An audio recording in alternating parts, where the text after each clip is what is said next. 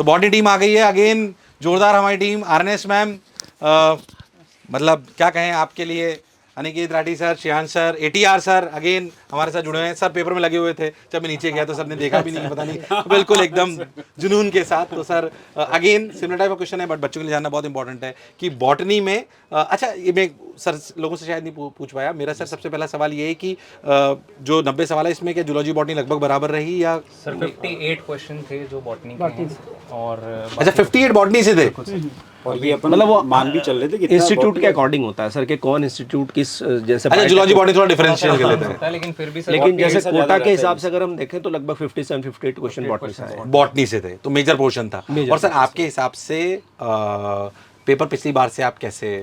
पिछली बार से पेपर के लेवल काफ़ी अच्छा था सर। काफी अच्छा था। जो डायग्राम भी बनाए गए ना वो डायरेक्ट एनसीईआरटी के डायग्राम नहीं थे। जैसे बायोटेक में डायग्राम बच्चे देखेंगे, पीबीआर 322 एक प्लाज्मिड का डायग्राम बनाया, और पहले क्या था उसी डायग्राम से डायरेक्ट क्वेश्चन आते थे। इस बार ऐसा नहीं था, डायग्राम उसने खुद बनाया। अदरवाइज ऐसे नॉर्मली क्या होता है, एनसीईआरटी का डायग्राम होता है और उसी के अकॉर्डिंग क्वेश्चन पूछा जाता है। तो कुछ डायग्राम तो ऐसे थे जो एनसीईआरटी में नहीं है, उसने ड्रॉ किया, कंसेप्ट क्लियर है तो बच्चा क्वेश्चन सॉल्व करेगा, नहीं तो क्वेश्चन सॉल्व नहीं कर पाएगा सर। अच्छा, तो मतलब उसको उस तरीके नॉलेज होनी चाहिए। हाँ, और उस गेस्ट पेपर में हमने वो डायग्राम भी लिया था सर।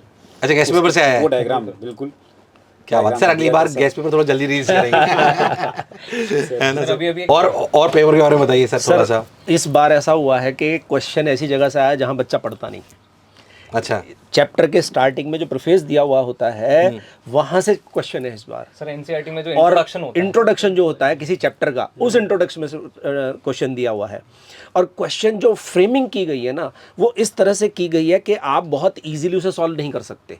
आपने अगर कॉन्सेप्ट क्लियर है, आपको एनसीईआरटी की लाइन पता है, आप चैप्टर को जानते हैं, तो आप क्वेश्चन सॉल्व कर पाएंगे। ऐसा नहीं कि डायरेक्ट आपने क्वेश्चन सॉल्व कर दिया। कुछ क्वेश्चंस इजी तो होते हैं, लेकिन मैं ये कहूँगा कि जैसे अब तक question easy to moderate side आया है, इस बार paper moderate to tough side गया है। अच्छा इजी टू मॉडरेट नहीं है, मॉडरेट टू टफ। हाँ, लेंदी पेपर है, और पेपर करना मतलब टाइम लेगा। पेपर इजीली नहीं कर सकते, मतलब कि भाई आप ऐसा नहीं कि किसी क्वेश्चन को पढ़ा आपने टिक करके आगे बढ़ गए। तो मोस्टली क्वेश्चन ऐसे हैं। स्टेटमेंट वाले बहुत अच्छे क्वेश्चंस दिए हैं। एक इकोलॉजी का बहुत ही शानदार क्वेश्चन दिया हुआ है, और मुझे लगता है कि उस पर कंट्रोवर्सी जरूर उठेगी। बिल्कुल उठेगी वो सर। फिग के लिए दिया हुआ है, और फिग के लिए दिया हुआ है कि फिग को हम लोग नॉन वेजिटेरियन फ्रूट मानते हैं। क्यों? क्योंकि उसके अंदर इंसेक्ट जो है वो डेड हो जाता है। लेकिन सर अगर हम इसे नॉन वेजिटेरियन मानते हैं तो हम उसे जो है मतलब पूजा में यूज़ क्यों करते हैं? अच्छा, कुछ चीजें ऐसी हैं, तो मतलब उसमें हो सकती है लड़ाई। बिल्कुल बिल्कुल सर। उसमें और आएगा उसके हाँ मतलब वो काफी टफ है, और मुझे लग रहा है कि शायद इसमें कंट्रोवर्सी हो सकती है, बट देखते हैं आगे एक आध साल में तो जरूरी भी है। लेकिन सर ये बात खास है कि इसमें sexual reproduction in flowering plant बहुत छोटा चैप्टर है, बट क्वेश्चन इस बार 6 आ गया, जबकि हर बार 3 आते थे। अच्छा 6 सवाल आए सर इस बार माइक्रोब्स जैसे चैप्टर से जो मतलब छोटे छोटे चैप्टर्स को भी आप छोड़ नहीं सकते। नहीं छोड़ 3 सकते क्वेश्चन है माइक्रोब से, जनरली एक क्वेश्चन आता था हर साल। जैसे जेनेटिक्स से 5 से 6 क्वेश्चन आते थे। जेनेटिक्स बायोटेक से 20 क्वेश्चन। और सर जो क्वेश्चंस बने हैं उनमें भी एक थोड़ा सा जो पैटर्न चेंज हमें देखने को मिला है कि लास्ट ईयर तक क्वेश्चन होते थे कि कितने स्टेटमेंट सही हैं गलत हैं ये बताओ। इस बार उन्होंने क्या किया है, अरेंज करो, एक अच्छा। करेक्ट सीक्वेंस बताओ। हाँ। जैसे 5 स्टेटमेंट दे दिए हैं, 5 स्टेटमेंट का करेक्ट सीक्वेंस बताओ। करेक्ट सीक्वेंस क्या होगा, इनकरेक्ट कैसे हैं, तो मतलब जैसे किस तरह से किस ऑर्डर में आएंगे। तो ये क्वेश्चन इस बार ज्यादा देखने को मिले। मतलब मैंने जैसे क्वेश्चन जब सॉल्व किए तो 5-6 क्वेश्चन तो एक साथ, एक चैप्टर से प्लांट किंगडम से 3 क्वेश्चन आ रहे हैं, तो 2 ऐसे ही हैं।